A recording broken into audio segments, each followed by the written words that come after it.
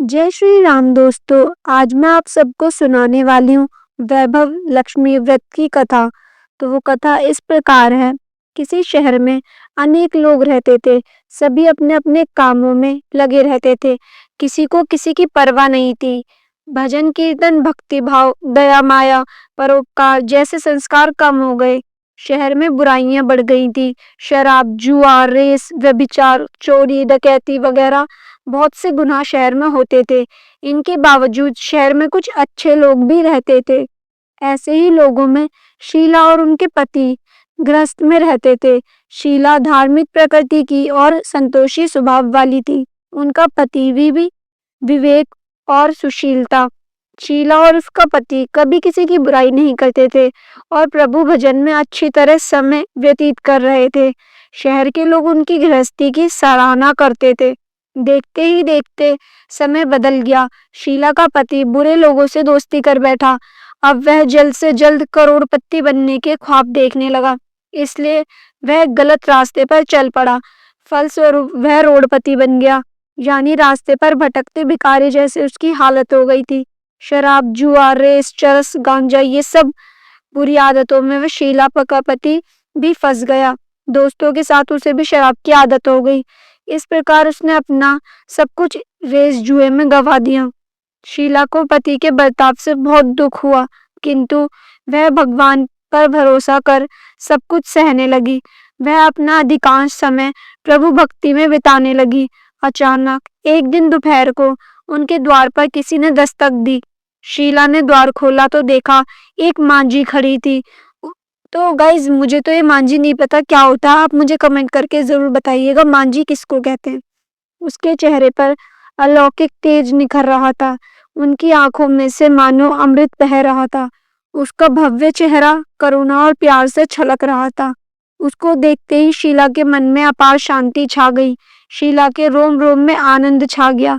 शीला उस मांझी को आदर के साथ घर में ले आई। घर में बिठाने के लिए कुछ भी नहीं था, अतः शीला ने सकुचार एक फटी हुई चद्दर पर उसको बिठाया। माँ जी बोली, क्यों शीला, मुझे पहचाना नहीं? हर शुक्रवार को लक्ष्मी जी के मंदिर में भजन कीर्तन के समय मैं भी वहां आती हूँ। इसके बावजूद शीला कुछ समझ नहीं पा रही थी।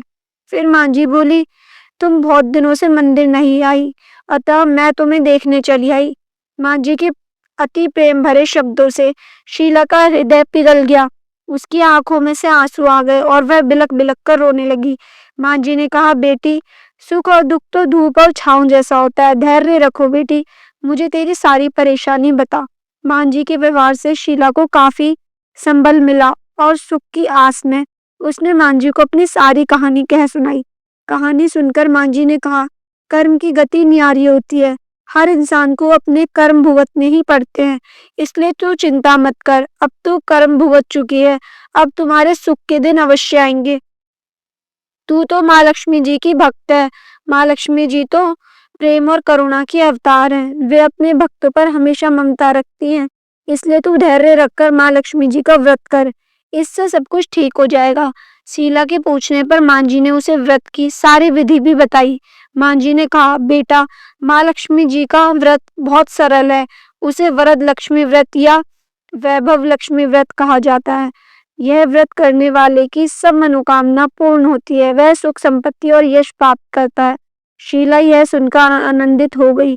शीला ने संकल्प करके आंखें खोली तो सामने कोई न था।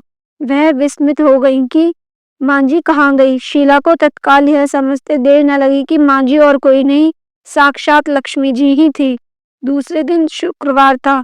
सवेरे स्नान करके स्वच्छ साफ सुथरे कपड़े पहनकर शीला ने माँ जी द्वारा बताई विधि से पूरे मन से व्रत किया। आखिरी में प्रसाद वितरण हुआ। यह प्रसाद पहले पति को खिलाया। प्रसाद खाते ही पति के स्वभाव में फर्क पड़ गया। उस दिन उसने शीला को मारा नहीं, सताया भी नहीं। शीला को बहुत आनंद हुआ। उनके मन में वैभव लक्ष्मी व्रत के लिए श्रद्धा बढ़ गई। शीला ने पूर्ण श्रद्धा भक्ति से 21 शुक्रवार तक वैभव लक्ष्मी व्रत किया। 21वें शुक्रवार को माँ जी के कहे मुताबिक उद्यापन विधि करके 7 स्त्रियों को वैभव लक्ष्मी व्रत की 7 पुस्तकें उपहार में दी। फिर माता जी के धन लक्ष्मी स्वरूप की छवि को वंदन करके भाव से मन ही मन प्रार्थना करने लगी, हे माँ धन लक्ष्मी, मैंने आपका वैभव लक्ष्मी व्रत करने की मन्नत मानी थी, वह व्रत आज पूर्ण किया है। हे माँ, मेरी हर विपत्ति को दूर करो, हमारा सबका कल्याण करो। जिसे संतान ना हो उसे संतान देना, सौभाग्यवती स्त्री का सौभाग्य अखंड रखना, कुंवारी लड़की को मनभावन पति देना। जो आपका यह चमत्कारी वैभव लक्ष्मी व्रत करे, उनकी सब विपत्ति दूर करना, सभी को सुखी करना। हे माँ, आपकी महिमा अपार है। ऐसा बोलकर लक्ष्मी जी के धन लक्ष्मी स्वरूप की छवि को प्रणाम किया। व्रत के प्रभाव से शीला का पति अच्छा आदमी बन गया और कड़ी मेहनत करके व्यवसाय करने लगा। उसने तुरंत शीला के गिरवी रखे गहने छुड़ा दिए। घर में धन की बाढ़ सी आ गई। घर में पहले जैसे सुख शांति छा गई। वैभव लक्ष्मी व्रत का प्रभाव देखकर मोहल्ले की दूसरी स्त्रियां भी विधि पूर्वक वैभव लक्ष्मी व्रत करने लगी।